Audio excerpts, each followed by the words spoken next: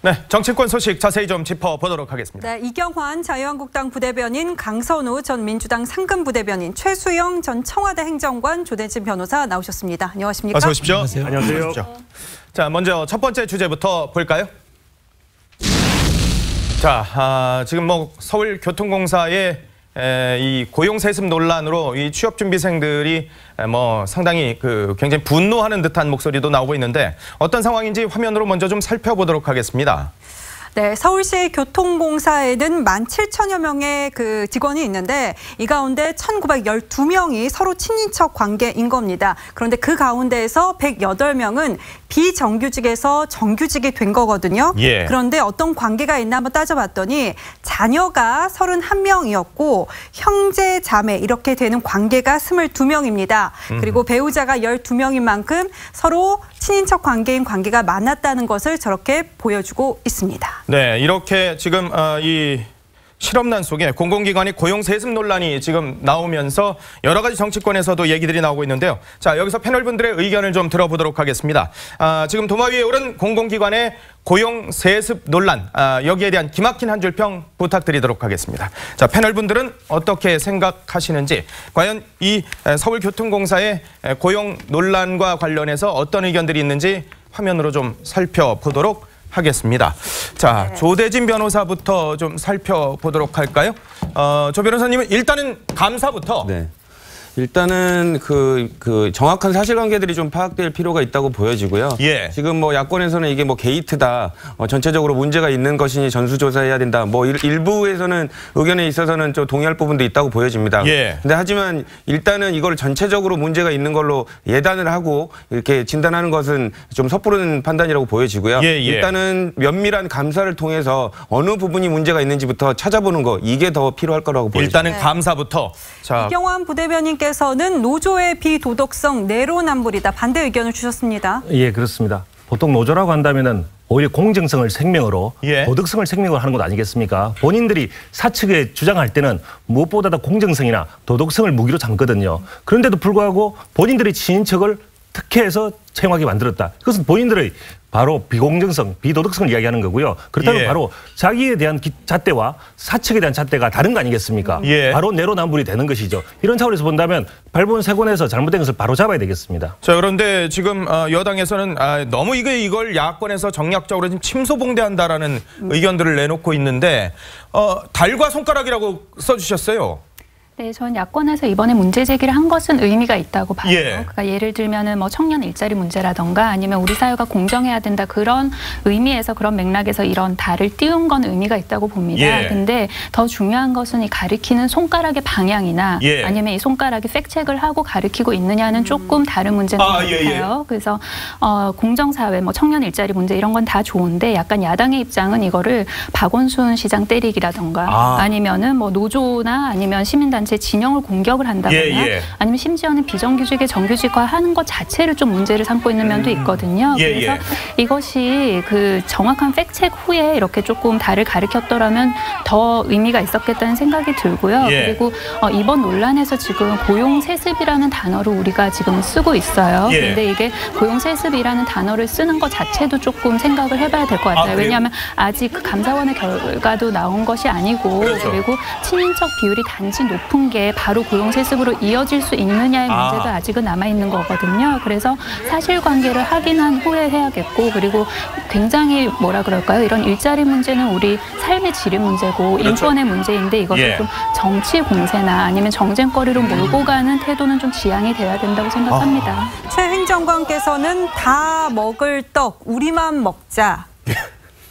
그렇습니다. 그러니까 정말 이건 선의를 악용한 사례라고 저는 생각을 합니다. 그러니까 문재인 정부 들어 8만 5천 명이 정규직에서 비정규직에서 정규직으로 전환이 됐습니다. 그런데 이것이 무엇입니까? 이게 사회적 약자들을 우리가 좀 배려하자는 차원에서 하지 않았습니까? 근데 결국 이게 사실상의 음서제로 전락한 것은 이 제도를 악용한 거죠. 자, 우리가 이 정규직을 할 때는 상당히 사실 다른 어떤 기관에서든지 엄중하게 다 이걸 과정과 절차를 아주 투명하고 공정하게 통해서 하는데 여기는 공정과 정의가 없었습니다. 물론 제가 예단할 수 있습니다만은, 그러나 우리가 서울시민을 봤을 때 어떻게 10%란 퍼센트가 이게 친인척일 수 있는 거는 예. 상식적으로 추론을 해도 상당히 이건 의혹이 있을 수밖에 없는 일이거든요. 예. 저는 그렇기 때문에 이것을 조금 더 확대해야 된다고 생각합니다. 왜냐하면 사실 이 공공기관이 이제 이 비정규직을 이제 정규직화하는 과정에서 조직력 예. 강한 공기업 노조가 저는 개입했을 개연성이 좀 있다. 예. 어떤 형태로든. 그래서 기득권 강화의 한 수단으로 사용했을 수가 있기 때문에 이 문제에 대해서는 조금 더 전수조사라든가 좀 이렇게 국정조사라든가 좀 예. 확대해서 아까 말씀드린 대로 다른 패널분들이 말씀하신 대로 사실 그 약간 그 결과가 좀 다른 방향으로 나올 수 있습니다만 예. 그러나 조사하는 과정은 한 점 의혹 없이 털기 위해서는 조금 더 확대된 조사가 필요하다라고 생각을 합니다. 자, 지금 뭐 정치권에서도 사실 그 얘기들이 지금 논란이 되고 네. 있습니다. 한국당과 바른미래당은 공공기관 전수조사하자. 그러나 민주당은 감사 결과 지켜보고 해도 늦지 않다. 이런 얘기들을 하고 있는데요. 한번 들어보도록 하겠습니다. 친인척 비중이 높다고 해서 무조건 채용 특혜라고 단정해서도 안 됩니다. 그런데도 자유한국당은 막무가내로 권력형 비리나 게이트로 몰아가려고 합니다. 지금은 감사원 감사 결과를 차분히 기다릴 때입니다. 민주당은 감사로 충분하다고 강변하고 있지만 강도 높은 국정조사와 청문회, 문재인 정권의 낙하산 공기업들에 대한 전수조사를 통해 끼리끼리 일자리 나눠먹기를 한 사례들을 모두 밝혀내야 할 것입니다. 자유한국당은 적극적인 전수조사를 개시해 야당에서는 민주당에서는 야당을 향해서 야당 지금 천둥 벌거숭이 같은 행태를 예. 그만두시라 이런 말까지 하고 있는 상황인데 야3당은 이제 다음 주가 된다면 국정조사를 공조할 가능성 그럴 가능성도 지금 민주평화당도 합세할 가능성이 네, 있죠. 그런 상황이거든요. OX로 좀 질문을 드려보도록 하겠습니다. 공공기관의 전수조사 필요하다고 보시는지 아닌지 OX로 네. 의견을 주십시오. 네, 공공기관 전수조사가 필요하다면 O, 아니다면 X. 네. 자, O가 3분 그리고 X가 1분이에요. 이번에는 부대변인 O 그 전수조사 해야 된다고 보시는 건가요? 예, 당연히 전수조사 해야죠. 지금 단순히 여기뿐만 아니라 인천공항공사라든지 예. 어떤 국토정보공사라든지 오늘 아침에 보도가 됐죠. 다른 공사에도 이런 유사한 예가 많이 발견이 되고 있다는 예. 얘기입니다. 그렇다는 이야기는 단순히 여기뿐만 아니라 다른 곳에서 이런 일이 많이 발생되고 있다는 것이고 네. 그렇다면 전수조사 위에는 달리 방법이 없다는 것이고 전수조사를 통해서 잘못된 것을 도려내야만이 앞으로 이런 일이 발생되지 않을 것이다. 저는 이렇게 보는 것이죠. 조대진 변호사께서도 전수조사 필요하다. 아니 아까 감사부터 해야 된다고. 그러니까 그게 일반 OX로 표현하다 보니까 정확하게는 이제 세모에 가까운데. 세모에 가까운. 일단은 예. 저는 이제 조건부 동의라고 말씀을 드리고 싶습니다. 예. 이게 아까 말한 대로 문제가 있는 부분은 뭐 당연히 고쳐야 되는 부분인데 일단은 사실관계를 파악을 해야 됩니다. 지금 아까도 말씀해 주셨지만 무턱대고 전부 다 범법자 취급하는 것은 옳지 않고요. 예. 다만 조사라는 과정에서 감사라는 과정에서 명백하게 다른 기관에도 유사한 사례가 있을 것 같다라는 수단이 된다면 예. 그 상황에 있어서는 전수조사를 해야겠죠. 아하. 그 전에는 뭐 미리 전부 다 조사를 해야 된다 그런 취지는 아닙니다. 조건부 전수조사 뭐 이 정도로 봐도 될까요? 그렇습니다. 예. 강 이사님은 X, 전수조사는 아니다. 저는 이 X를 한 게 방금 그 김성태 원내대표가 말씀하실 때 즉각적인 전수조사라고 하셨거든요. 예, 그렇죠. 그래서 즉각적인의 방점을 찍어서 X를 들었어요. 그래서 그 조 변호사 말씀하신 것과 같이 감사원 결과를 좀 기다려 봐야겠죠. 예. 그리고 여타 공공기관에도 어떤 지금 제기되고 있는 의혹이나 주장이 구체적인 근거로 뒷받침이 된다면 그때 가서 전수조사를 하는 게 맞다고 생각합니다. 일단은 감사 결과를 지켜보고. 네. 그리고 지금 현재 국감기간인데 예. 그 국감기간 내에 이거를 국정조사를 가져가자 하는 것도 조금 기다려볼 필요가 있다고 생각을 해서요. 예. 그래서 전수조사 만약에 조사를 시작한다면 전수조사를 해야겠죠. 근데 그 자유한국당에서 주장하는 것과 같이 지금 즉각적으로 예. 시기적으로 지금 바로 해야 되냐 그거는 좀 아니라고 생각합니다. 최수영 행정관께서는 필요하다. 그렇습니다. 그러니까 이번 저는 국감에서 야당이 정책적인 문제 제기를 한 것 중에서는 가장 뛰어난 그 사례라고 생각을 합니다. 예. 이번에 정확한 팩트에 기반을 했고 또 이 문재인 정부가 강조하는 공정과 정의의 정면으로 위반되는 네. 이 사안에 대해서 공격 지점을 화력을 집중했고 그래서 성과가 있었습니다. 다만 저는 이제 이것이 당연히 전수조사를 해야 된다는 건 국회는 이렇게 문제 제기를 한 것만으로도 충분합니다. 충분하고 이제는 정부나 아니 책임 있는 이 감사기관이 나서가지고 정말 확실한 책임 아래 전수조사해야 합니다. 전수조사에서 심각한 문제가 도출됐을 때 저는 국정조사를 확대해야 된다고 생각하는 거거든요.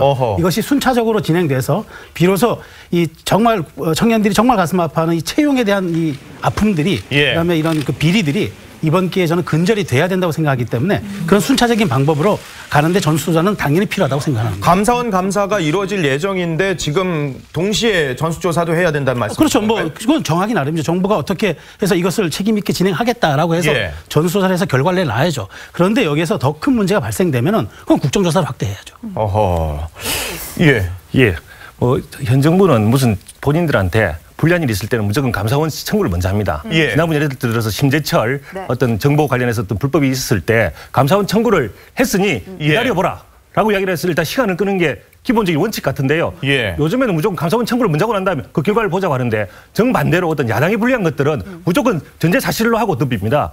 이런 차원에서는 어떻게 보면 공정하지 않다고 보게 되는 것이죠. 어떻게 보면 문재인 정부는 공정과 정의를 가장 주된 테마로 삼고 태어난 정부인데도 불구하고 실제로 공정해야 될 때는 공정하지 않다고 볼 수가 있는데 이번에는 실제로 자신이 가진 휘두른 공정의 칼이 실제로 공정하다는 것을 보여줄 때가 저는 됐다고 봅니다. 그렇다고 한다면 그것은 야당에 대한 칼뿐만 아니라 혹시나 정권 내부 혹은 정권의 지지층에 대한 칼도 동일한 잣대로 휘둘러져야 되지 않는가라고 생각을 한다면 그런 차원에서는 이번에 공정성을 한번 기대를 한번 해볼 만도 하다고 봅니다.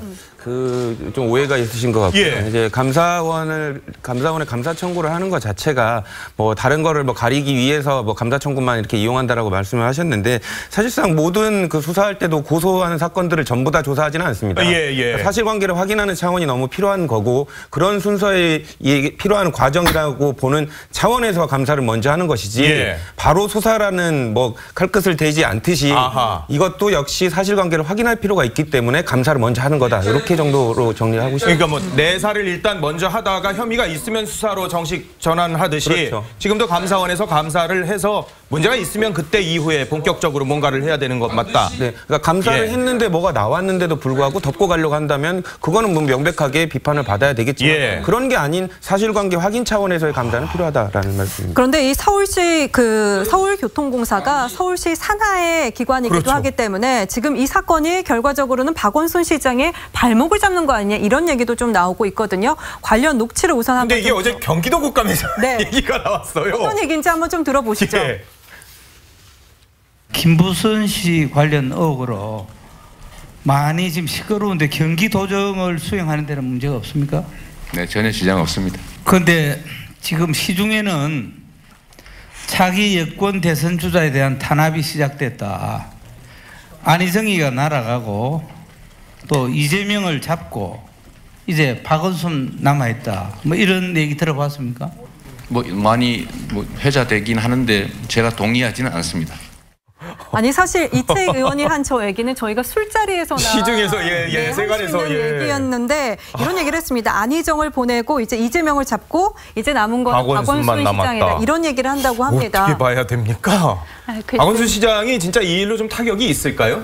글쎄요, 그 말씀하셨듯이 그 감사원 결과를 좀 봐야 알 것 같아요. 그리고 그 과정에서 만약에 어떤 뭐 비리가 있었다면 그 과정에 뭐 개입되고 이런 사람들은 정말 엄중하게 처벌이 돼야겠죠. 왜냐하면 우리 공정사회 근간을 흔드는 그런 행위니까요. 근데 저 말씀은 조금 오류가 있는 게 그 안희정 지사 같은 경우 그리고 뭐 이재명 지사 같은 경우 이렇게 결론적으로 저렇게 된 거지. 뭔가 그 대권 가도를 가는 데 있어서 방해를 하려고 일부러 어떤 뭐 의혹을 터뜨리거나 스캔들을 만들어낸 게 아니지 않습니까? 음모적 시각이라는 거죠. 그거는 아닌 거죠. 그래서 그 결론적으로 그냥 저렇게 어떤 뭐 좀 스캔들이 있고 뭐 의혹이 있고 그렇게 해가지고 뭐 대권을 가는 데 있어서 좀 스크래치가 났다는 것은 결론적으로 도출이 된 일이지 그게 먼저 일어난 일은 아니니까요. 근데 이재명 지사 같은 경우에 나는 이런 얘기 들어봤다. 어느 정도 반 정도는 긍정의 또 분위기를 보여주기도 했었거든요. 사실 저는 저게 자유한국당의 그 국감 뭐 전략인지 모르겠습니다. 일종의 갈라치기가 아니었는가 싶습니다. 자유한국당의 갈라치기요? EJ 전략이죠. 그러니까 질의는 조금 품격을 낮추되 그러나 상대당의 약간 약한 지점을 흔들면서 팩트를 약간 일정 부분 공격하면서 이렇게 좀 갈라놓는 그런 전략이 아니었냐. 그래서 결국은 김부선 국감이 되리라고 생각했던 것이 상당 부분도 약해지고 그다음에 이런 식으로 간 것은 제가 보기에 너무 선정적으로 가봐야 당의 여러 가지 이미지도 그렇고 지금 현재 또 수사 중인 또 사안이기도 하니까 그렇게 간 걸로 보고요. 박원순 시장은 좀 다른 저는 케이스라고 봅니다. 그러니까 좀 책임을 져야 된다. 이건 아직까지 좀 너무 빠른 얘기인 것 같고 다만 제가 아까 말씀드린 대로 서울시 같은 경우는 공공기관이 아니라 지방자치단체거든요. 그렇기 때문에 정부가 일정하게 조사하는 아마 한계가 있을 수도 있습니다. 그러면 그건 감사한 감사 결과를 보더라도 아까 제가 말씀드린 전수조사 이야기는 우리 모든 공공기관들 감독하는 우리 행정부처가 있습니다. 뭐 국토부 산하에 문광부 산하에 그럼 저는 그 기관이 주체가 돼서 책임을 지고 전수조사를 하라는 거죠. 그래서 그 결과를 내놨을 때 그 결과가 조금 이상한 시그널이 있거나 좀 의혹이 더 있거나 그러면 그게 이제 국정조사를 통해서 한번 하면 된다는 그런 말씀드린 거고 어쨌든 저는 이번 박원순 시장에 대해서 너무 당이 그러니까 자유한국당이 너무 앞서 나가서 공격 화력을 집중하는 거는 이게 결과가 나오기도 전에 조금 좀 과도한 측면이 있지 않나 이렇게 생각합니다. 근데 저는 단순한 우연으로 보기에는 문제 제기는 충분히 할 근거가 있다고 봅니다. 무슨 뜻이냐면 과거 민주당 대선 후보 시절에 대선 후보들 경쟁자들이 있지 않습니까? 바로 문재인 대통령의 유력한 경쟁자들이었거든요. 바로 안희정, 이재명, 박원순. 어떻게 보면 권력이 이렇게 대응되는 분들이었는데 이분들만 지금 계속적으로 어떻게 보면 대권가도에서 이제 길을 잃은 거라 볼 수가 있죠. 한 사람 남은 건 사람이 박원순이 되는 것인데 그렇다고 본다면 굳이 표현이 가능할지 모르겠지만 친문 속에서 어떤 자기 대선 가도에 문제가 될 수 있는 사람을 이렇게 우연이라고 보기에는 너무 치밀하게 가는 거 아닌가라고 하는 어떤 문제를 제기한다고 볼 수가 있는 거죠. 저는 치밀한 계획이 뭔지를 좀 알려주셨으면 궁금한데요. 치밀한 계획이라고 했다면 오히려 감사 결과가 필요 없을 정도로 관련된 근거들이 이미 나오지 않았을까요? 근데 그 정도로 음모가 아니라 진짜 치밀했다면 그렇죠. 만약에 어떤 세력에 친문이라고 표현을 하셨는데 친문에 그렇게 세력을 어느 정도 음모를 갖고 접근한다는 것 자체는 조금 좀 너무 나가신 것 같다는 생각이 들고 물론 박원순 시장이 지자체장으로서 모든 부분을 다 본인의 책임이라고 할 수는 없지만 그래도 본인이 지자체장으로서 한 부분에 있어서 일부 과실이 있다면 그런 지적 정도는 받아야 되지만 우선 친문의 대권가도에 있어서 이렇게 방해가 된다고 해서 제거하겠다 이런 것들은 좀 아닐 것 같습니다. 치밀한 계획인지 아닌지는 저희가 조금 두고 보도록 하고 전 시장 얘기를 조금 해보도록 하겠습니다. 그럴까요? 다음 주제로 잠깐 가보도록 하겠습니다. 자, 서울시장이었던 오세훈 전 시장이 오늘 또 다시 등장을 했어요. 지지자들하고 오늘 산행을 했다 그러는데 여기서요 전당대회 대표 출마 문제 그리고 이른바 태극기 부대 문제를 어떻게 할 것인지에 대해서 답을 냈습니다. 한번 들어보도록 하겠습니다. 덧셈의 정치를 해야 되겠다. 집회를 하시는 분들 중에는 생각이 다른 분들이 여러 분들이 같이 계십니다. 근데 그분들을 일률적으로 정의를 해서 지나치게 단순화하는 것 아닌가. 또 그런 분들이 입당을 하시겠다고 하는데 그거를 사실상 말릴 방법은 없다. 그리고 한참 의견 수렴 중이죠. 당 내에 계신 분들도 그렇고 주변에 계신 분들 이야기도 좀 들어보고 그러면서 신중하게 판단해야죠. 전당대회 출마할 거냐고 물으니까는 신중하게 여러분들의 의견을 수렴 중이다 이런 말을 했습니다. 부인은 아닌 거 아니에요? 이게 나올 어떻게 보십니까? 것 같은데요? 지금 이제 젊은 당협위원장이나 여러 사람들 이야기를 듣고 있는 과정에 있는 걸 알고 있고요. 실제로 저도 좀 만난 적도 있고. 그래서 본인의 뜻은 어느 정도 있는 것으로 알고 있습니다. 다만 본인이 지금 이 시기에 나와야 되는지에 대한 고민은 여러 가지로 하고 있고 실제로 이야기를 듣고 있는 걸 알고 있고 좀 긍정적인 방향에서 검토하고 있는 걸 알고 있습니다. 다만 문제는 지금 태극기 부대 얼핏 이야기를 하는데 과연 이 통합과 청산이라고 하는 약간 모순적인 것을 어떻게 두 개 다 병립시켜서 이루어 나갈 것인가 이런 데한 문제 제기 내지는 고민이 있다고 보고 있고 그런 차원에서 지금 하는 이야기들도 받아들여야 되지 않는가라는 생각을 한번 해봅니다. 이게 사실 정말 고민될 거예요. 한국당 입장에서도 이른바 태극기 부대로 불리우는 이분들이 입당 원서를 요즘 많이 내고 있대요. 그분들이 있다면 원서를 내는 거를 인위적으로 막을 말리거나 수는 없죠. 그럴 방법은 없는 거죠. 근데 우리가 일반적으로 태극기 부대라고 부르는 이분들의 좀 족보를 따져봐야 된다고 해야 되나요? 그거를 조금 봐봐야 될 것 같아요. 사실 이분들이 처음에 이렇게 모여서 나오게 된 게 그 박근혜 전 대통령의 어떤 탄핵을 반대하면서 그렇게 모였던 거고, 그리고 당시 이제 헌법재판소에 인용이 있었을 때 굉장히 극렬한 반대를 했었죠. 그리고 나서 박근혜 대통령이 이제 재판을 받을 때 계속 무죄를 주장하는 그런 분들이에요. 그러면 지금 자유한국당 내에서 뭐 전원책 조강특위위원이 얘기했듯이 박근혜 대통령에 대해서 탄핵에 대해서 뭐 토론을 해야 된다고도 얘기를 했는데, 뭐 저는 이게 뭐 토론을 통해서 문제가 해결될지 안 될지 뭐 결론을 낼 수 있는지는 잘 모르겠습니다만 어쨌든 그거에 대한 입장 정리가 되지 않은 상태에서 그 박근혜 전 대통령을 좀 열렬히 지지하는 이런 분들을 품는다는 게 국민들이 그 자유한국당에 좀 죽었던 지지를 다시 살려내는데 과연 도움이 될까에서는 좀 의문입니다. 수행 장관님은 어떻게 보세요? 그 정치는 저는 그 구호가 아니라 현실이거든요. 그렇죠. 그러니까 사실 정치인의 동선은 그 자체가 메시지입니다. 근데 지금 아직도 대선이 상당 부분 남은 상태에서 오세훈 전 시장이 저렇게 기지개를 켜는 거는 분명히 저는 정치를 재개할 뭐 시그널을 정치 행보죠. 뭐 사실 저것도 주는 거죠. 그런데 과연 지금 빅텐트가 이른바 빅텐트라는 얘기가 나오는데 저는 이 빅텐트가 단순하게 그냥 복귀하자는 복귀 텐트가 돼서는 안 된다고 생각합니다. 그러니까 뭐 다시 말하자면 이제 이런 보수의 단일 대우라는 전제는 맞습니다. 그러니까 어떤 힘 있는 여당이 지금 잘 나가는 여당에 대해서 대응하기 위해서는 각자 도생하는 것보다는 대우를 갖추자. 이거는 분명히 조건절로서 명분이 맞는데, 그러나 지금 문제는 보수가 국민에게 심판을 받았다는 점이거든요. 자, 그러면 여기에서 우리가 어떻게 이겨나갈 것인가 하기 때문에 비대위를 한 거고, 그다음에 이제 뭐 또 비대위뿐만 아니라 이제 뭐 전원책 변호사 같은 사람들 영입을 해서 조강특위도 만드는 건데, 지금 요 김병준 비대위원장과 전원책 조강특위에 좀 미묘한, 지금 제가 보기에도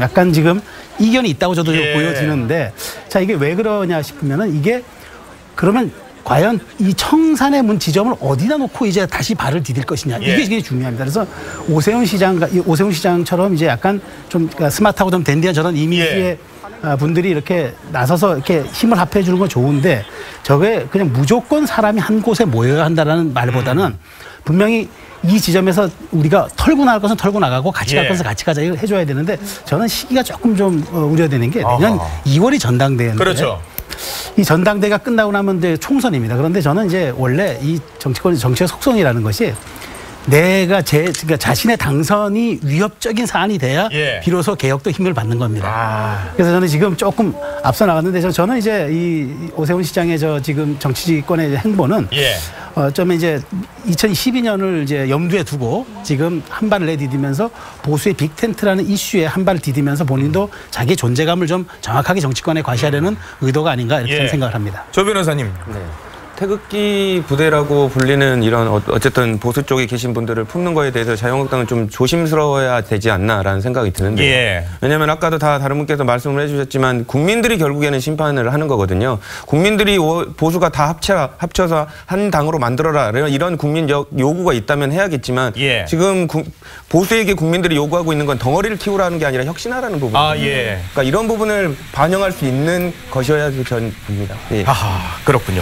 알겠습니다. 오늘 네 분과 말씀 나눠봤습니다. 고맙습니다. 고맙습니다. 감사합니다.